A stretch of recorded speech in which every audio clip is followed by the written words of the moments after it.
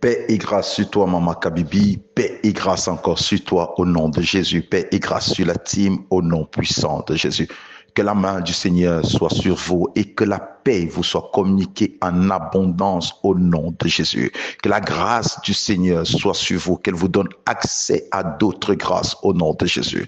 Qu'il vous donne, que cette grâce vous donne opportunité à d'autres opportunités au nom de Jésus. Que toutes les opportunités que vous avez déjà perdues, que vous les retrouvez au nom de Jésus. Et chaque opportunité qui se présentera à vous, vous ne perdrez pas cela au nom de Jésus. Si vous avez échoué hier, aujourd'hui, vous n'échouerez pas au nom de Jésus, je le déclare. Je déclare que vous êtes tombés, vous vous relevez au nom de Jésus. Ceux-là qui sont tombés se relèvent au nom de Jésus. Les erreurs passées ne se reproduiront plus au nom de Jésus. Et si elles continuent à se reproduire, vous êtes libérés au nom de Jésus. Ce qui est comme défaut en vous maintenant change au nom de Jésus, se transforme en qualité au nom de Jésus. Vous rencontrerez des personnes qui vous béniront au nom de Jésus. Vous rencontrerez des personnes qui vous apprécieront au nom de Jésus. Et celles-là qui ne vous ont pas apprécié hier, ne vous inquiétez pas, n'allez plus vers elles au nom de Jésus. Laissez-les venir vers vous, car elles reviendront vers vous. Je parle des personnes qui ont été déçues hier. Je parle des personnes qui ont été rejetées hier. Ceux qui vous ont rejetés reviendront. Pendant que je suis en train de parler ce matin, l'Esprit du Seigneur me dit la pierre qu'ont rejetée les bâtisseurs est devenue la principale. Toi, la rejetée, tu deviens la principale au nom de Jésus. Toi, le rejeté, tu deviens le principal intérêt des personnes au nom de Jésus. Je le déclare. La honte que tu as connue hier, tu ne la connaîtras plus jamais parce que la gloire de l'Éternel s'élève sur toi et sur ta maison. Tu as été humilié, tes enfants ont été humiliés. Je te le dis, maintenant tu es glorifié au nom de Jésus. Tu deviens l'intérêt pour beaucoup de personnes au nom de Jésus. La confusion n'est pas ton partage. Je le prophétise sur ta vie. Je le prophétise sur ta maison. Parce que rien, tu ne perdras rien de tout ce que tu as. Et s'il y a quelqu'un qui te doit, qu'il te ramène cela au nom de Jésus. Et je suis là pour te dire, celui qui te bénit sera béni. Celui qui te maudit sera littéralement maudit. Je le déclare au nom de Jésus que toute langue qui se lève contre toi en justice, tu la condamnes. Et ce matin est un matin différent. Pendant que tu sors pour aller au travail, des portes s'ouvrent et tu trouves la facilité. Toi qui n'as pas de travail, le travail vient à toi au nom puissant de Jésus. Toi qui cherches quelque chose, tu le trouves au nom de Jésus, car il est dit, cherchez, vous trouverez. Et toi qui frappes la porte, elle s'ouvre au nom de Jésus. Toute porte que tu frappes s'ouvre au nom de Jésus, parce que telle est la volonté de Dieu, que des portes s'ouvrent à toi. Telle est la volonté de Dieu, que des portes s'ouvrent à toi, et ces portes s'ouvriront, que des portes s'ouvrent à toi, que des personnes t'ouvrent les portes. J'incline le cœur des hommes en ta faveur au nom de Jésus, parce que le désir de mon cœur, c'est que tu sois victorieux. Le Seigneur dit que tu es une team bénie, le Seigneur dit que tu es une team merveilleuse, le Seigneur dit que tu es une team excellente, et le Seigneur attend de toi de l'excellence, l'excellence dans tout, dans ton caractère, l'excellence dans tout, dans ta façon de faire, dans ta façon de parler, dans ta façon d'agir, dans ta façon de gérer ta maison. Regarde ta maison, je parle à quelqu'un dont la maison est en désordre. Peut-être tu serais étonné, mais le Seigneur voit ta maison. Ta maison est en désordre, c'est comme une poubelle. Le Seigneur me demande de te dire, je parle à toi. Tu es une femme, ta maison est comme une poubelle. Tu n'as pas d'enfant, tu n'as pas de mari, oui, tu n'as pas de mari, mais ta maison est comme une poubelle. Le Seigneur me dit de te dire, range-la, car se cache un esprit dans ta maison, se cache un esprit dans ta maison. Le Seigneur me dit, range-la. Pendant que je suis en train de parler, je vois le levier. Je vois l'évier avec des assiettes sales. Je vois un désordre sur l'évier. Je vois beaucoup de saleté. Et cette personne, je la vois en Allemagne. Je la vois en Allemagne. Dans mon esprit, ça vient l'Allemagne. Je te vois en Allemagne et tu m'écoutes ce matin. Je dis, range ta maison, range ta maison, range ta maison, range ta maison. Il y a un esprit qui se cache et l'Éternel veut de l'excellence au milieu de vous. Le Seigneur veut de l'excellence au milieu de vous. Que l'Éternel te bénisse, que l'Éternel te fasse du bien, que l'Éternel te touche encore, qu'il te fasse du bien au nom de Jésus. Je vois une autre femme en Afrique, elle nous écoute ce matin, tu es forte, tu es de grande taille, oui, tu es de grande taille, tu es forte, tu as un bassin pélagique, oui, je le vois clairement. Excusez-moi de prendre ces détails, parce que c'est ce que je vois dans mon esprit, et je veux que cette personne s'identifie, et ce que je suis en train de te dire, tu as de nouvelles opportunités devant toi, des portes s'ouvriront d'une façon que tu n'as jamais imaginée, et le Seigneur te fera grandement du bien, parce que ce que je vois est exact. Tu ne seras plus la même qu'hier, tu ne seras plus plus l'oublié d'hier, tu ne seras plus l'humilié d'hier, parce que l'Éternel te glorifie, l'Éternel te glorifie. Il dit qu'il a fait, il dit qu'il a fait. Remercie seulement le Seigneur et bénissons son nom. Vous êtes bénis au nom de Jésus. Je vous aime et je sais que vous m'aimez aussi. Ah, Maman Kabibi, je le dis chaque fois, je t'aime, tu es une personne importante pour moi. Que le Seigneur te bénisse, Maman Kabibi, que tu sois pleinement béni, que la gloire de l'Éternel s'élève encore sur toi au nom de Jésus. Prions pour la parole. Père, nous te remercions, nous te bénissons pour cette parole ce matin. Nous te remercions, nous te bénissons pour ta grâce ce matin. Nous te remercions, nous te bénissons pour ta bonté ce matin. Père, merci pour tout ce que tu fais, pour tout ce que tu as déjà fait, pour tout ce que tu feras encore. Que tu sois béni pour ta protection sur nous au nom de Jésus. Partagez s'il vous plaît, likez, commentez. Vous pouvez dire un bonjour, un amen. Merci pour tous ceux qui disent bonjour dans les commentaires. Je reçois vos bonjours tous les jours et je vous retourne sur le bonjour chaque matin. Bonjour à vous tous.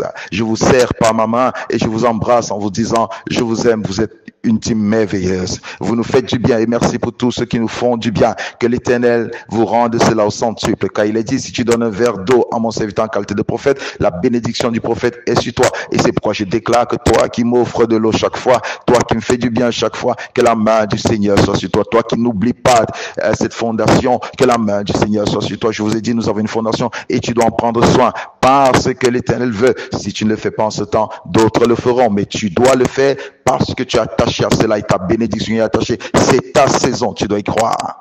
Gloire au Seigneur.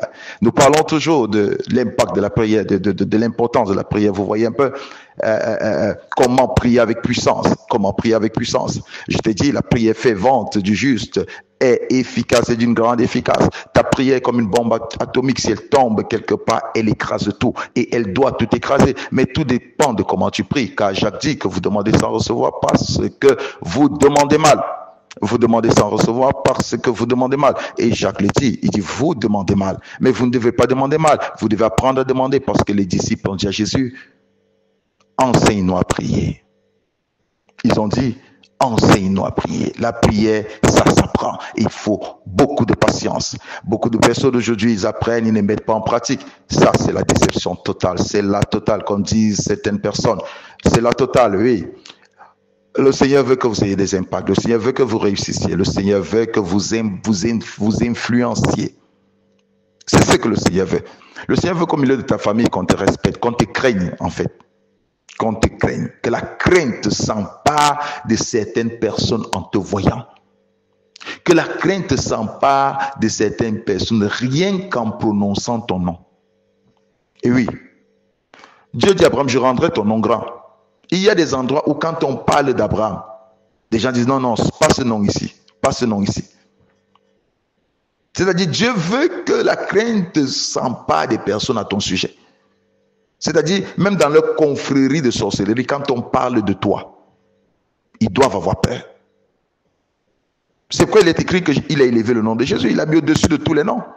Il n'y a aucun sorcier qui supporte le nom de Jésus. Il n'y a aucune confrérie magique de la sorcellerie qui supporte le nom de Jésus. Parce que le Seigneur l'a élevé au-dessus de tous les noms.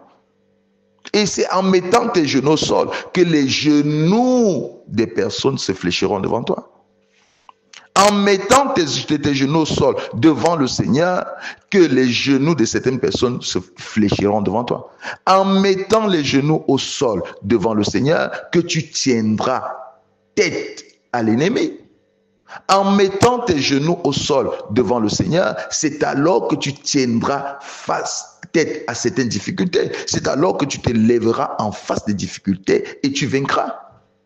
Goliath est tombé par David, était renversé par David, rien qu'avec une pierre. Pourquoi? Parce que David se tenait à genoux devant le Seigneur.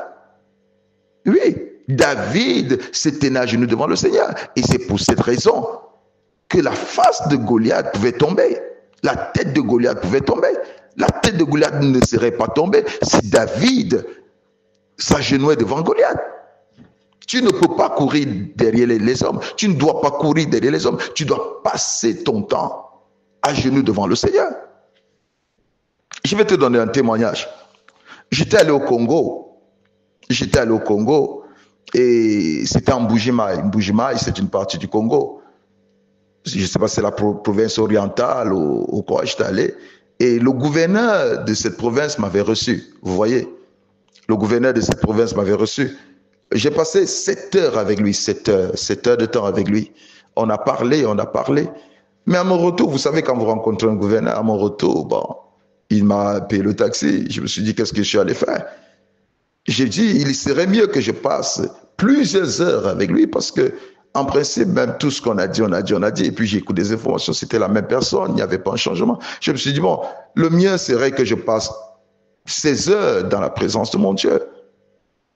Et oui, c'était mieux que je passe ces heures dans la présence de mon Dieu.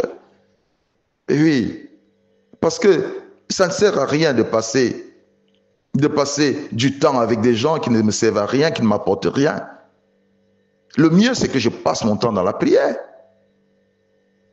Je m'en fous que ce soit le président de la République. Rien ne m'impacte de passer 1 heure avec le président de la République. Non, ce qui influence ma vie, c'est de passer du temps avec dans la présence de Dieu. Parce que je sais que si je passe le temps dans la présence de Dieu, c'est lui qui se réjouira d'avoir passé le temps avec moi. Ce n'est pas moi qui va me réjouir d'avoir passé le temps avec le président. Parce que la présence de Dieu brise en moi le complexe. Je sais que c'est Dieu qui a créé toutes choses. C'est grâce à Dieu qu'il est là. Si Dieu le ôte, il ne sera plus là. Oui. Et David dit, un jour dans ta présence vaut mieux que 1000 ailleurs. Un jour dans ta présence vaut mieux que 1000 ailleurs. Il est mieux que je passe du temps dans ta présence que de passer mon temps avec des gens inutilement. Et plus tu passes ton temps dans la présence de Dieu, plus tu vas de victoire en victoire. Ça, je te le dis. Plus tu passes du temps dans la présence de Dieu, plus tu vas de gloire en gloire. La distraction s'éloigne de toi. Je ne dis pas qu'il ne faut pas aller au restaurant. Je n'ai pas dit cela. Je ne dis pas qu'il ne faut pas boire un coup avec des amis. Je ne dis pas cela. Je ne dis pas qu'il faut être religieux, fermé dans ta maison, fermé dans ta maison. Non, je ne dis pas cela. Je ne dis pas qu'il ne faut pas aller à la plage. Je ne dis pas qu'il ne faut pas aller marcher. Je ne dis pas qu'il ne faut pas faire du sport. Non, je ne dis pas cela. Mais je suis en train de dire, cette présence, ce temps que tu passes avec le Seigneur doit être précieux. Doit être précieux, doit être important pour toi et tu dois bien le faire. Tu peux passer 10 heures avec le Seigneur, mais si tu le fais mal, ce temps que tu passes n'aura aucun résultat, n'aura aucun résultat, n'aura aucun impact. Jésus passait du temps avec lui, il dit, vous êtes incapable de passer 1 heure avec moi parce que Jésus sait, 1 heure avec lui, c'est autre chose. 1 heure avec lui, c'est autre chose. C'est un impact extraordinaire. Et tu dois apprendre cela. Les disciples disent, enseigne-nous comment prier. Premièrement, comment prier avec puissance. Premièrement, il faut prier pour un objectif. Oui, il faut prier pour un objectif, avec un objectif si vous voulez. Parce qu'il est inadmissible que tu pries au hasard et tu dis que ta prière est efficace. Il est inadmissible. Beaucoup de personnes se lèvent, commencent à prier au Seigneur, je veux. Non, tu dois avoir un objectif. Un but. Pourquoi tu entres dans ce moment de prière? Qu'est-ce que tu veux au juste? Qu'est-ce que tu veux? À quoi t'attends-tu? Que désires-tu? Et insiste dessus. Beaucoup de personnes n'ont pas de puissance dans leur prière parce que quand ils entrent en prière, quand ils entrent dans cette intimité avec Dieu, ils n'ont aucun objet défini. Qu'est-ce qu'il veut? Pourquoi as-tu passé cette nuit en prière? Pour quelle raison? Pour quelle raison vas-tu faire 3 jours en prière? Quelle est la raison? Et ceci doit habiter ton esprit. Beaucoup de personnes, quand ils s'approchent de Dieu, ils s'approchent d'une manière vague. Ils s'approchent au hasard, ou ils demandent des choses en gros. Ils veulent que Dieu imagine ce dont ils ont besoin. C'est vrai que Dieu sait ce que tu as besoin, l'Esprit de Dieu sait ce dont tu as besoin. Mais tu dois le déclarer. Jésus, quand il marchait sur les rues de Jérusalem, il connaissait tout ce que des gens avaient besoin. Tout ce que quelqu'un avait besoin, il le savait. Mais il attendait que tu le lui demandes. Nous avons un exemple de Bartimée. Il était né aveugle, il demandait de l'argent. C'est-à-dire, tout le monde, quand il voyait Bartimée, quand il s'approchait de Bartimée, c'était pour lui donner de l'argent. Et tout le monde à qui Bartimée s'approchait parce qu'il avait besoin d'argent. Il était là pour demander de l'argent. Alors, quand Jésus le voit, Jésus l'écoute, Bartimée est en train de crier. Bartimée ne crie pas au hasard. Si Bartimée criait au hasard, Jésus ne serait pas arrêté. Nous allons lire Luc 18, 40 à 42. Luc 18, 40 à 42. Jésus s'étant arrêté, ordonna qu'on le lui amène. Et quand il fut approché, il lui demanda, « Que veux-tu que je fasse? Que veux-tu que je fasse? » Note cela. Il lui demanda, « Que veux-tu que je fasse? » Il répondit, « Seigneur, que je recouvre la vue. » Jésus lui dit, « Recouvre la vue, ta foi t'a sauvé. » Ta foi t'a sauvé. Bartimée savait ce qu'il voulait. Et il croyait en Jésus pouvant lui accorder cela. Oui, je dis bien, il savait ce qu'il voulait. Quand il a entendu parler de Jésus et que Jésus était en train de passer, il s'est mis à crier. Il s'est mis à crier à Jésus, « Fils de David, aie pitié de moi. Fils de David, aie pitié de moi. Fils de David, aie pitié de moi. » Jésus s'est arrêté, pas parce que Bartimée l'appelait fils de David, mais parce que Jésus, qui connaît toutes choses, il savait exactement ce que Bartimée avait besoin. Il savait que Bartimée ne criait pas à lui pour un plaisir. Il savait que Bartimée ne l'appelait pas fils de David pour sa bonne façon de marcher, pour ses beaux yeux. Mais il savait que Bartimée croyait que Jésus était capable de lui redonner la vue. C'est pourquoi il lui dit, ta foi t'a sauvé. Il croyait que Jésus était capable de lui redonner ce que les hommes ne pouvaient pas lui donner. Et quand il s'approche avec une certaine assurance, une certaine confiance. Il s'approche avec une certaine confiance et avec un objet défini. Avec un objet défini, bien défini. Son problème auprès de Jésus n'était pas de l'argent. Son problème auprès de Jésus n'était pas une aide quelconque. Son problème auprès de Jésus était de voir. Et la Bible dit, quand il fut approché, Jésus lui demanda, « Que veux-tu que je fasse ?» Croyez-vous que Jésus était ignorant? Croyez-vous que Jésus ne savait pas ce que Bartimée avait besoin? Pensez-vous réellement à ça? Jésus le savait, mais il fallait que Bartimée le confesse, parce que le confessant signifie qu'il croyait que Jésus pouvait le lui donner.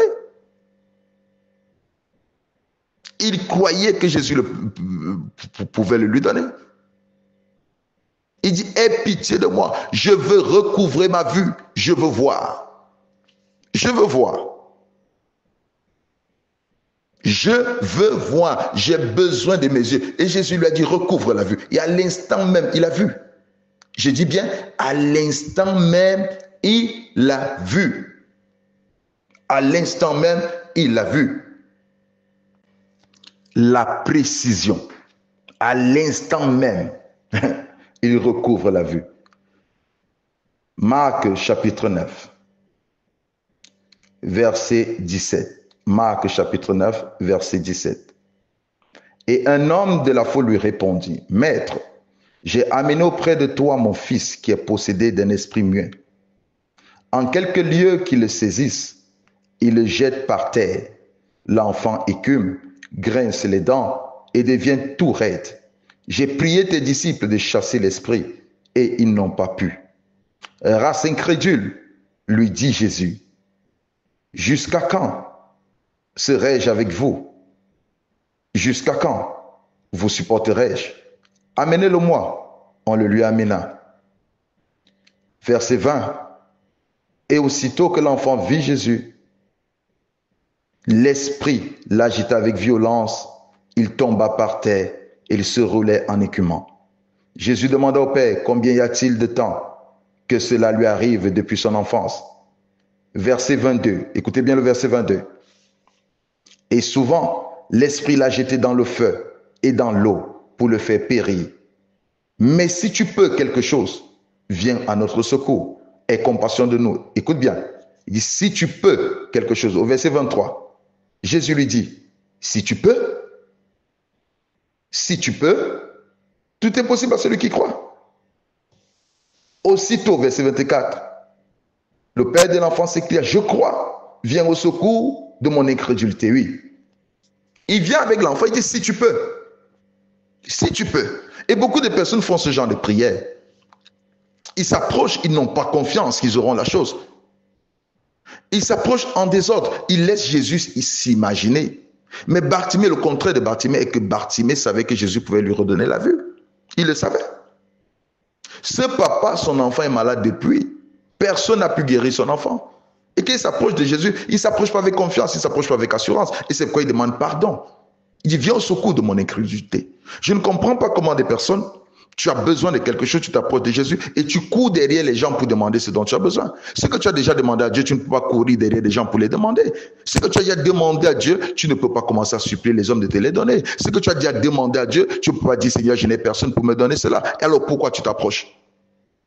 Tu ne peux pas t'approcher devant le Seigneur sans objectif précis.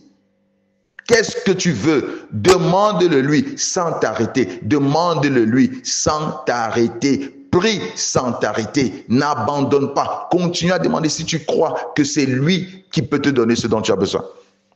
Celui qui ne croit pas qu'il peut recevoir cela du Seigneur, qu'est-ce qu'il fait? Dès qu'il commence à prier, il abandonne. Ce papa dit, viens au secours de mon incrédulité parce qu'il a dit à Jésus, si tu peux. Comment tu vas t'approcher? Tu dis si tu peux. Pourtant, c'est lui qui guérit. C'est lui qui ouvre les yeux des aveugles. C'est lui qui ressuscite les morts. Tu t'approches avec ton fils, tu dis si tu peux. Qu'est-ce qui est impossible à Dieu? Ah non, ça je dois demander à Dieu. Ça je ne peux pas demander à Dieu. Dieu ne peut pas faire tout. Des gens le disent. Dieu fait tout. Dieu fait tout. Dieu peut tout faire. Dieu peut te donner un mari. Oh non, non, Dieu ne donne plus de mari. Dieu ne donne plus de femme. Qui a dit ça? Dieu fait tout. Dieu fait tout. Dieu peut te guérir de ton cancer. Dieu peut te guérir de ton cancer. Dieu peut te guérir de ton cancer. Dieu peut te guérir de ton cancer. Je parle à quelqu'un qui a un cancer, j'insiste dessus. Dieu peut te guérir de ton cancer. Il a la capacité de le faire. Il peut tout. Et tout ce dont tu as besoin, tu dois demander. Il dit, demandez tout ce dont vous avez besoin et vous le recevrez. Demandez tout ce dont vous avez besoin avec précision. Avec précision. Tu ne viens pas pour tâtonner. Demande avec précision. Et quand tu t'approches en tâtonnant, tu ne recevras rien. Si tu veux prier avec puissance, si tu veux que ta prière ait un impact, pendant que tu entres en prière, tu dois avoir un objet précis devant toi. Un objet précis devant ton esprit. Qu'est-ce que tu as besoin? Pourquoi tu vas prier toute la nuit? Pourquoi tu vas prier toute cette semaine? Qu'est-ce que tu as besoin? Et c'est pourquoi vous voyez des prières de samedi ont un objectif précis. Ont un objectif précis. Une prière sans objectif est vouée à l'échec. Une prière sans objectif précis perd sa puissance. Manque d'autorité. Tu ne sors pas de chez toi pour aller te balader en vain. Non, tu sors même si c'est pour une balade, tu sais où tu vas, tu sais pourquoi tu vas te balader. Et tu ne vas pas t'approcher vers le Seigneur sans savoir qu'est-ce que tu as besoin. Tu ne vas pas t'approcher du Seigneur avec des prières en gros. Non, tu dois avoir une précision. 1 Corinthiens 9, verset 26. 1 Corinthiens chapitre 9, verset 26. Moi donc, je cours non pas comme à l'aventure. Je frappe non pas comme battant l'air. Paul dit, je cours non pas comme à l'aventure, c'est-à-dire je cours avec un but. Je cours pour remporter une couronne. Je ne cours pas comme à l'aventure. Des gens qui sortent chaque matin pour aller courir, ils savent. Ils font des exercices physiques, ils savent pourquoi ils le font. Mais celui qui fait au hasard n'aura aucun bénéfice parce qu'il le fera en désordre. Et c'est pourquoi quand vous allez dans des salles de sport, vous avez des gens des moniteurs, des gens qui vous conduisent, des coachs. Et c'est pourquoi quand tu entres sur Internet, tu n'entres pas en désordre. Tu sais qu'est-ce que tu cherches. Et quand tu tombes sur cette parole ce matin, tu dois savoir que tu t'es arrêté là parce que tu as compris que c'était intéressant. Et c'est pourquoi nous mettons des thèmes. Oui, tu ne peux pas prier en désordre. Paul dit qu'il ne court pas comme à l'aventure. Non, il ne court pas en désordre. Il ne frappe pas comme battant l'air. Il frappe sur l'objectif. Il frappe sur l'objectif. Il court avec un but. Et quand tu entres dans la prière, tu dois entrer avec un but. Cette femme qui souffrait de perte de sang, quand elle s'approche de Jésus, elle dit, si je puisse simplement toucher son vêtement, je suis guéri. Oui, elle touche le vêtement de Jésus, pas comme tout le monde touchait. Et quand elle a touché le vêtement de Jésus, Jésus s'est écrié, qui m'a touché? Et les disciples disent, mais Jésus, plusieurs te touchent. Tout le monde ici te touche, mais comment tu peux poser la question de savoir qui t'a touché? Parce que cette personne qui a touché Jésus l'a touché d'une manière différente des autres. D'autres touchaient par curiosité, savoir si c'est vraiment un homme. D'autres touchaient son vêtement par curiosité, quel genre de vêtements il met. D'autres étaient simplement des simples curieux. Mais cette femme ne s'est pas approchée comme une curieuse. Elle avait un objectif bien précis, c'était sa guérison. Et s'est approchée pour être guérie de sa perte de sang. Et Jésus lui a dit, ta foi t'a sauvé.